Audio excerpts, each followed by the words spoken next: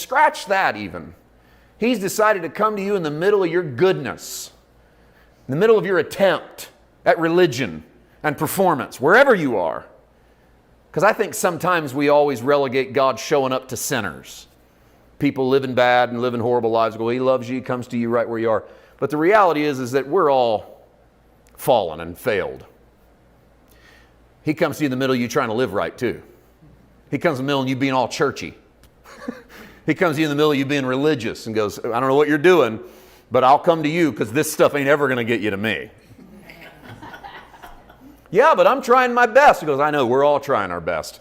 Your best ain't going to cut it. So rather than put the gate to heaven way over there, I brought the gate of heaven way down here because I figured if I didn't bring the gate all the way to you, you're never getting in. Hey guys, this is the core of the gospel. If I don't bring the gate all the way to you, you ain't getting in. If I put the gate over there and then give you a roadmap, you ain't getting in. If I put the gate just over in the glory land, you ain't getting in. But if I put the gate next to your hell, you got a shot. All you got to do is walk through the door. I'm going to make it so easy to where you don't have to take 1,000 steps to me. I'll take 1,000 steps to you. I'll drop the gate of heaven right in the midst of where you are, and I'll stand next to the door. And then when Jesus comes along, He goes, behold, I am the door. And if any man wants in, all he's got to do is come in through me. And where's the door? Wherever Jesus is. And then lo and behold, the Gospels have Jesus going into prostitutes' houses and got Him hanging out with lepers and sinners. Why does He keep doing this? Because it's the heart of God to put the gate of heaven right up next to hell. It's all God's want. Why? Because He loves His kids. And He knows if He puts the gate over there, you're not going to get in. There's just no way you're going to get in. And so it doesn't lower, we got this idea that somehow this lowers the standards of heaven. What does that mean? Lowers the standards, that lowers God's holiness. If He can put up with sin, it lowers God's holiness. No, if He doesn't put up with our sin, He doesn't get to communicate with us. He never gets to deal with us if He can't put up with our sin. What kind of a parent has to make their kid climb the ladder to get their love? Wouldn't you put the gate right where they can reach it?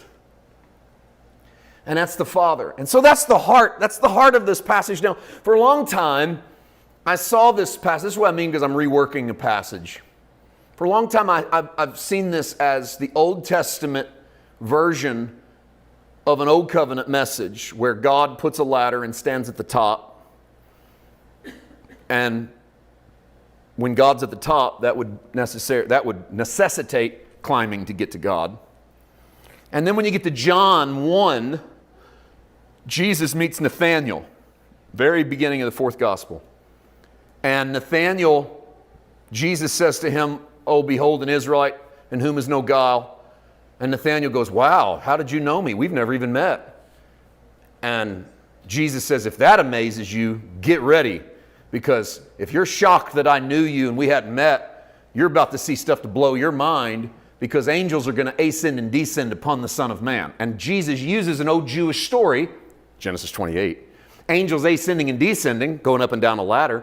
But in Jesus' story, He's standing at the bottom. He says they're going to ascend and descend upon the Son of Man. That means Jesus is standing at the bottom of the ladder. And how I've preached that for a long time is that when God shows that to us in Genesis, God's at the top of the ladder.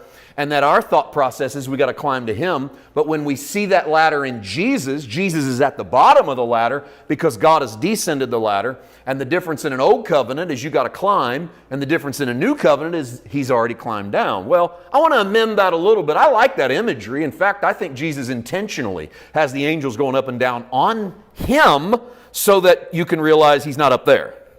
All right? That's important because if the angels are ascending and descending on Jesus, then God has come down the ladder. And to me, that's the new covenant. God has come down the ladder.